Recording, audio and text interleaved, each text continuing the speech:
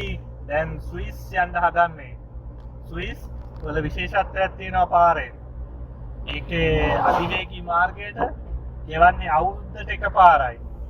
ඒ ticket එක මෙතන නැත්තම් මේ තැනක අලවන්න ඕනේ. හැබැයි ඒ අලවන්නේ ඒගොල්ලෝ කියන තැන. දැනට ඔබට මේ සුන්දර දර්ශන බලන්න පුළුවන්.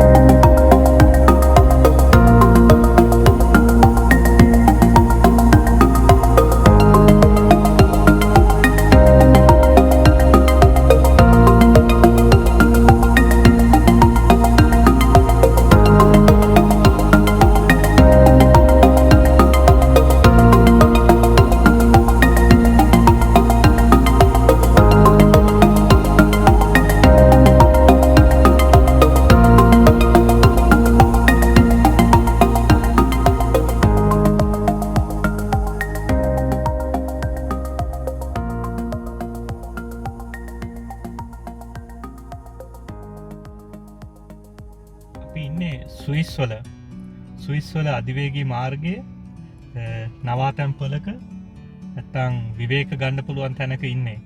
හැබැයි මෙහි අධිවේගී මාර්ගවල යම් වෙනසක් තියෙනවා. මෙහි අපිට එන්ටර් වෙන්න තැනක් නැහැ. නැත්තම් අපිට ගෙවන්න තැනක් නැහැ. හැබැයි ගෙවන විදිහක් තියෙනවා. දන්නවද කොහොමද කියලා? අපි මේ වගේ තැනකින් අපිට මේ වගේ ටිකට් එකක් ගන්න ඕනේ. ඒක යුරෝ 40ක් විතර වෙනවා. මේක මෙතන නැත්තම් මේ මැද වීදුරුවේ අලවන්න ඕනේ. ඒ ඇලෙව්වට පස්සේ ඒක කන්ට්‍රෝල් කරනකොට ඔවුන්ට ඒක බලා ගන්න පුළුවන් විදිහට තියෙන්න ඕනේ. අය කරන්න පුළුවන්. අපි දැන් මේක අලවමු. තවත් ස්මාර්ට් තොරතුරු අපි ඔබ වෙනුවෙන් ඉදිරිපත් කරන්න ලෑස්ති වෙලා ඉන්නේ. ඒ තොරතුරු විගස දැනගන්න මාව සබ්ස්ක්‍රයිබ් කරන්න.